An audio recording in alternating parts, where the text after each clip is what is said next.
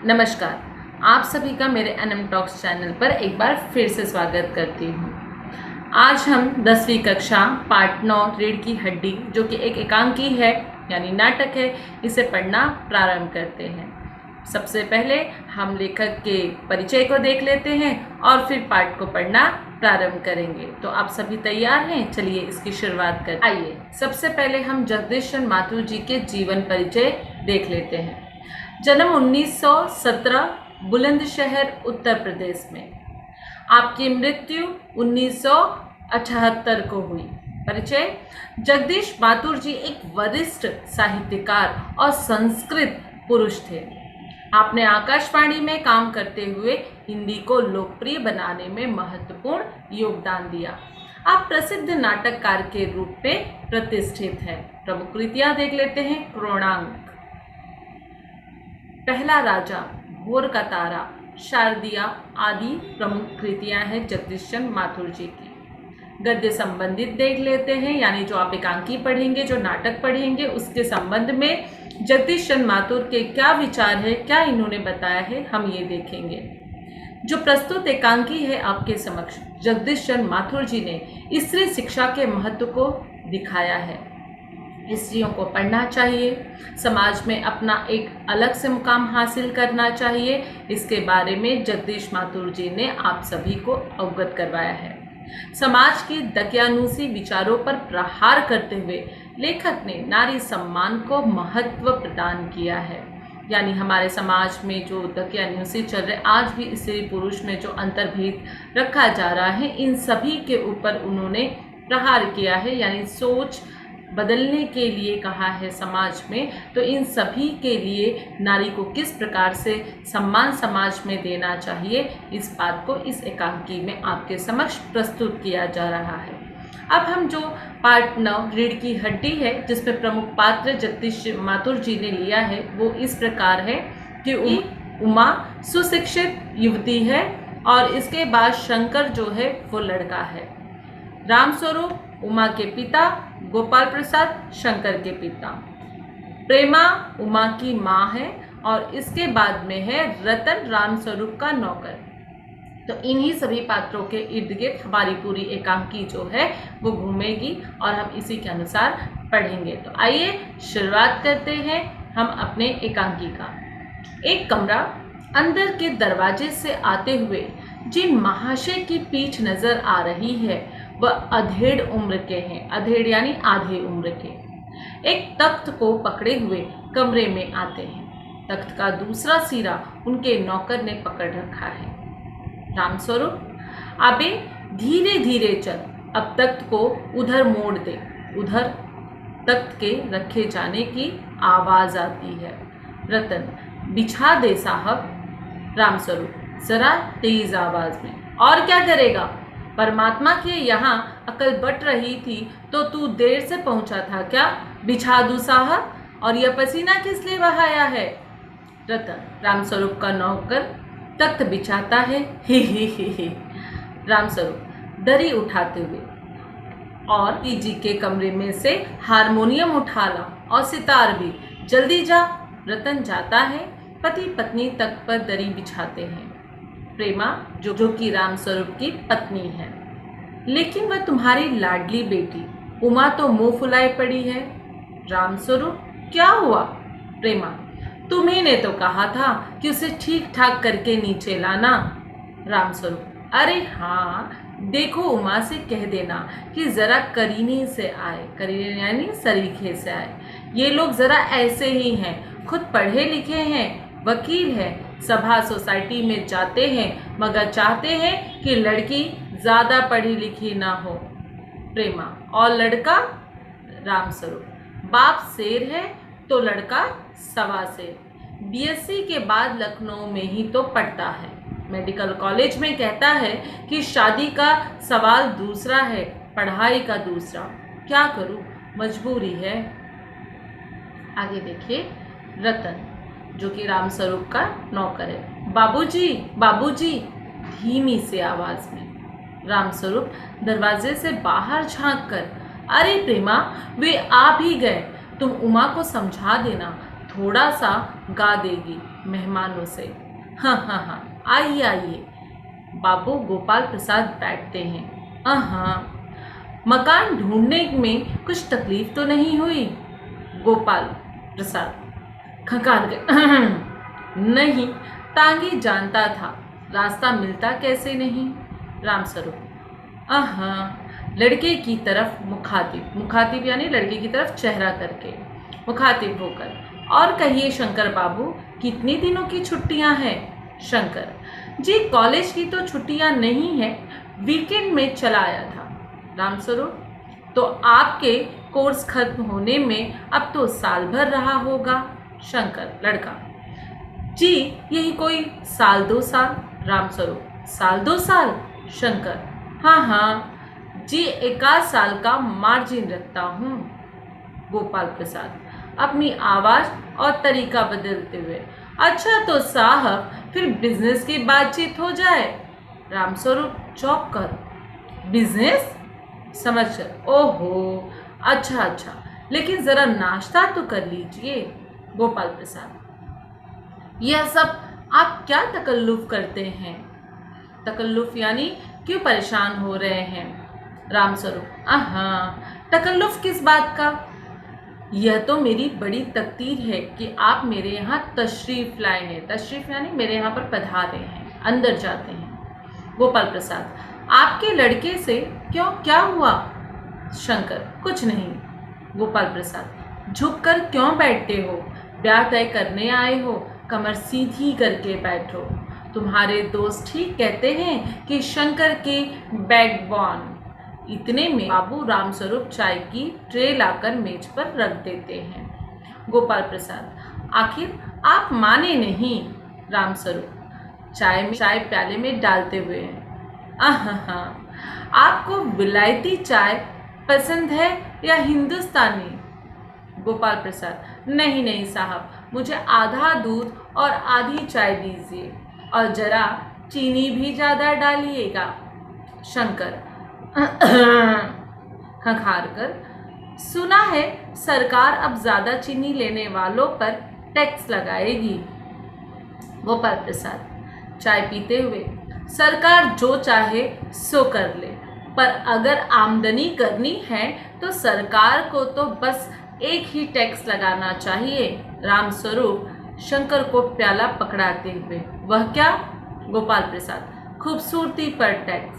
रामस्वरूप और शंकर हंस पड़े। मजाक नहीं साहब, यह ऐसा टैक्स है जनाब की देने वालों चू भी न कर सके। रामस्वरूप जोर से हंसते हुए, वाह वाह वाह, खूब सोचा आपने। वाकई आजकल खूबसूरती का सवाल भी बेढक हो गया है।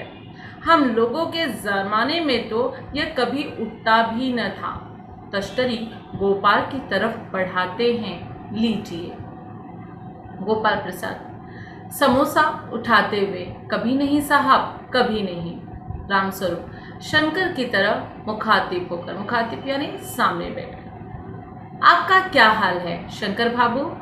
शंकर किस मामले में? रामस्वरूप यही कि शादी तय करने में खूबसूरती का हिस्सा कितना होना चाहिए।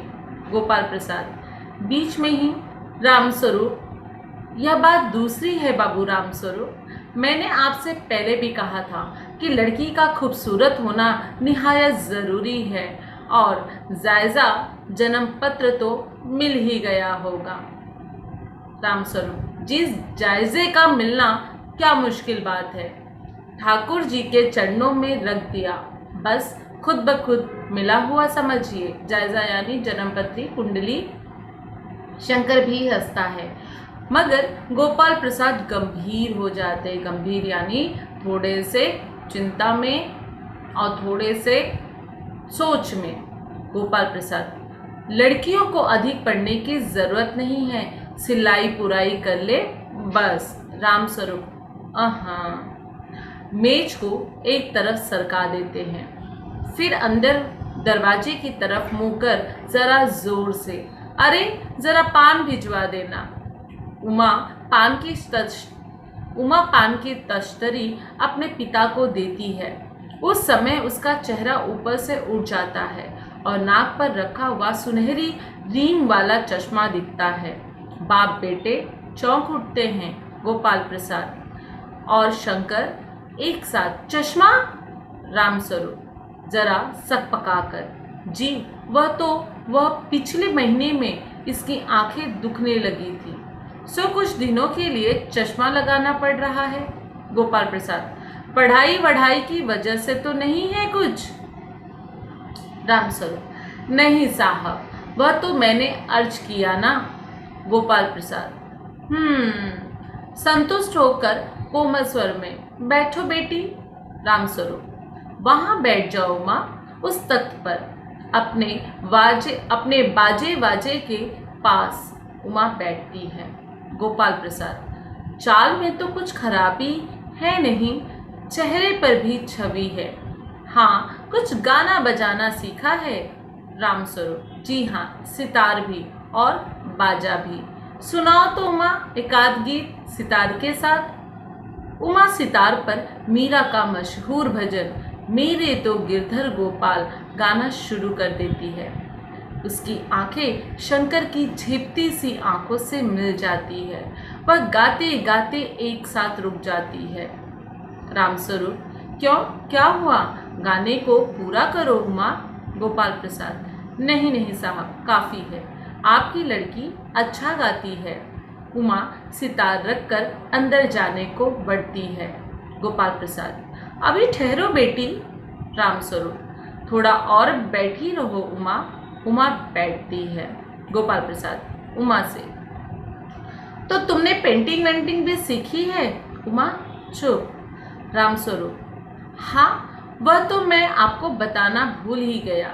यह जो तस्वीर टंगी हुई है ना, कुत्ते वाली, इसी ने बनाई है, और वह उस दीवार पर भी। गोपाल प्रसाद, यह तो बहुत अच्छा है। और सिलाई वगैरह? रामस्वरूप, सिलाई तो सारे घर की इसी के जिम्मे रहती है, यहाँ तक कि मेरी कमीज भी। गोपाल प्रसाद, ठीक, लेकिन हाँ बेटी, तुमने कुछ इनाम विनाम भी जीते थे? उमा चुप। रामस्वरूप इशारे के लिए खांसते हैं, लेकिन उमा चुप है, उसी तरह गर्दन झुकाए। गोपाल प्रसाद अधीर हो उठते हैं और रामस्वरूप सकपकाते हैं। अधीर यानी बेचैन हो जाना। रामस्वरूप, जवाब तो उमा। गोपाल से, हाँ, जरा शर्माती है। इनाम तो इसने। गोपाल प्रसाद जरा रूखी आवाज में, जरा इसे भी तो मुंह खोलना चाहिए। रामस्वरूप, उमा देखो, आप क्या कर रहे हो, जवाब दो ना। उमा हल्की लेकिन मजबूत आवाज में, क्या जवाब दो बाबूजी? जब कुर्सी मेज बिकती है तब दुकान कुर्सी मेज से कुछ नहीं पूछता, सिर्फ खरीदार को दिखला देता है। पसंद आ गई तो अच्छा, वरना। रामस्वरूप चौंक कर खड़े हो जाते हैं। उमा, उमा, उमा, अब मुझे कह लेने दीजिए बाबूजी। गोपाल प्रसाद ताव में आकर, बाबू रामस्वरूप, आपने मेरी इज्जत उतारने के लिए मुझे यहाँ बुलाया था? उमा, जी हाँ, और हमारी बेइज्जती नहीं होती जो आप इतनी देर से नापतौल कर रहे हैं। शंकर, बाबूजी चलिए। गोपाल प्रसाद, क्या तुम कॉलेज में पढ़ रही हो? रामस्वरूप, क्या तुम कॉलेज में पढ़ी? गोपाल प्रसाद, क्या तुम कॉलेज में पढ़ी हो? रामस्वरूप चुप। उमा, जी हाँ, मैं कॉलेज में पढ़ी हूँ, मैंने बीए पास किया है। कोई पाप नहीं किया, कोई चोरी नहीं की, और ना आपके पुत्र की तरह लड़कियों के हॉस्टल में ताक-झाक कायरता दिखाई है। मुझे मेरी इज्जत, अपने मान का ख्याल तो है, लेकिन इनसे पूछिए कि ये किस तरह नौकरानी के पैरों में पड़कर अपना मुंह छिपाकर भागे थे। रामस्वरूप, उमा, उमा। गोपाल प्रसाद खड़े होकर गुस्से में, बस हो चुका बाबू रामस्वरूप, आपने मेरे साथ दगा किया। आपकी लड़की बीए पास है और आपने मुझसे कहा था कि ये सिर्फ मैट्रिक तक पढ़ी है। दरवाजे की ओर बढ़ते हैं। उमा: जी हाँ, जाइए, ज़रूर चले जाइए, लेकिन घर जाकर ज़रा यह पता लगाइएगा कि आपके लाडले बेटे के रीढ़ की हड्डी भी है या नहीं, यानी बैकबोन। बाबू गोपाल प्रसाद के चेहरे पर बेबसी का गुस्सा है और उनके लड़के के रुलासापन दोनों बाहर चले जाते हैं। उमा सहसा चुप हो जाती है। कहने का तात्पर्य बच्चों इस एकांकी से ये है कि स्त्रियों का हमेशा सम्मान कीजिए। जब लड़कियों को देखने के लिए जाया जाता है तो लड़कियों से ही सवाल क्यों पूछा जाता है, क्यों लड़कों से सवाल नहीं पूछा जाता है? इस बात को लेकर जगदीश माथुर जी ने जो आवाज़ उठाई है वह काफ़ी सराहनीय है। इसलिए हमें हमेशा औरतों का सम्मान और इज्जत करना बहुत ज़रूरी है। आगे हम देख लेते हैं स्वाध्याय। अब यहाँ आप देख रहे हैं रिश्ते। तो रामस्वरूप और उमा का रिश्ता क्या है? बाप बेटी का। इसके बाद में पति पत्नी कौन है? रामस्वरूप और उनकी पत्नी प्रेमा। शंकर गोपाल बाप बेटे। नौकर मालिक जो है वो कौन है? रामस्वरूप और रतन। तो इस प्रकार से आप ये संचाल को पूर्ण कर सकते हैं। अब इसके बाद आप देखिए जो अगला है, कृति पूर्ण कीजिए। व्यावसायिक शिक्षा के नाम और शास्त्रीय संगीत में प्रयुक्त वाद्यों के नाम। देखिए कृति पूर्ण कीजिए। व्यावसायिक शिक्षा के नाम, तो यहाँ पर पहले में क्या आएगा? वकील, और दूसरे में आएगा मेडिकल। फिर शास्त्रीय संगीत में प्रयुक्त वाद्यों के नाम, तो हमने देखा था हारमोनियम और सितार। ठीक है, इस प्रकार से आप इसे लिख सकते हैं। और प्रसाद की दृष्टि में बहू ऐसी हो, खूबसूरत हो, सिलाई पुराई जानती हो, अधिक पढ़ी लिखी ना हो और चश्मा न पहनती हो, जो कि हमने पाठ में भी एकांकी में भी पढ़ा था। तो इस प्रकार से आप इसके उत्तर भी लिख सकते हैं। अब कारण लिखिए। देखिए तो कारण लिखिए में पहला जो है, बाप बेटे चौक उठे। तो बाप बेटे क्यों चौक उठे? बाप बेटे इसलिए चौक उठे क्योंकि उमा के चेहरे पर सुनहरी रीम वाला क्या था? चश्मा देखा। उमा को चश्मा लगा। इसका उत्तर है पिछले महीना उमा की आंखें दुखने लगी थी, तो ये कारण है। फिर अगला देखिए, रामस्वरूप ने हारमोनियम उठाकर लाने को कहा। तो इसका उत्तर आपको इस प्रकार से लिखना है कि रामस्वरूप गोपाल प्रसाद और शंकर को दिखाना चाहते थे कि उनकी बेटी हारमोनियम बजाना जानती है। आगे देखिए, उमा को गुस्सा आया। उमा को गुस्सा क्यों आया? उमा को गुस्सा इसलिए आया क्योंकि गोपाल प्रसाद उमा के चश्मे, उसके गाने बजाने, पेंटिंग, सिलाई और उसकी पढ़ाई आदि के बारे में एक के बाद एक प्रश्न करते जा रहे थे, इसलिए उमा को गुस्सा आ गया। अगला देखिए, सूचना अनुसार लिखिए, कृदंत बनाइए। तो आपके सामने है पढ़ना, समझना, सीना, चाहना। तो इसका आपको किस प्रकार से कृदंत बनाना है? पढ़ना यानी पढ़ाकू, समझना यानी समझदार, सीना सीने वाला और चाहना चाहत। तो इसका आपको इस प्रकार से उत्तर लिखना है। अब है शब्द युग्म, जो है आपको पूर्ण करके लिखना है। तो शब्द युग्म आपको पूर्ण करके इस प्रकार से आप लिखिएगा। तो देखिए, आप शब्द युग्म पूर्ण कीजिए। इस प्रकार से लिखेंगे, पढ़े लिखे, पेंटिंग वेंटिंग, सीधे साधे, सभा सोसाइटी। तो इस प्रकार से आप इसका क्या करेंगे? शब्द युग्म लिखेंगे। अब अभिव्यक्ति आपको लिखना है कि सुनी पढ़ी अंधविश्वास की किसी घटना में निहित आधारहीनता और अवैज्ञानिकता का विश्लेषण करके लिखिए। तो आपको क्या करना है? इसमें आपको अपने विचार लिखने हैं। आप लिख सकते हैं कि मेरी दादी बड़ी अंधविश्वासी है। उनका मानना था कि कोई घर से बाहर जा रहा हो, किसी को छींक आ जाए तो वो जब जाते हैं तो काम पूरा नहीं होता है, इसीलिए घर से बाहर जाते समय अगर कोई छींक दे तो दादी उन्हें रोक देती थी, कभी गुस्सा कर देती थी, वो परेशान हो जाती थी। तो ऐसे करके आप अपनी अभिव्यक्ति अपने तरीके से आप लिख सकते हो। ठीक है, अब देखिए ये आपके समक्ष जो है वाक्य है और अव्यय भेद है। निम्नलिखित वाक्यों में आए हुए अव्यय को रेखांकित कीजिए और उनके भेद दिए गए स्थान में लिखिए। तो आप वाक्य देखिए आपके समक्ष है गाय को घर के सामने खूंटे से बांधा। तो के सामने क्या हो गया बच्चों, आपका अव्यय हो गया। और इसमें कौन सा संबंध बोधक अव्यय है, क्योंकि देखो गाय को घर के सामने, तो घर के सामने क्या हो गया, संबंध दर्शा रहा है। इसके बाद में समुच्चय बोधक, और वह उठा और वह चला गया। तो और जो है समुच्चय बोधक है, क्योंकि दोनों वाक्यों को जोड़ रहा है। आगे देखिए, अरे गौशाला यहाँ से 2 किलोमीटर दूर है। तो अरे जो है विस्मयादि बोधक अव्यय है। वह भारी कदमों से आगे बढ़ने लगा। तो आगे जो है वो क्रिया विशेषण अव्यय है।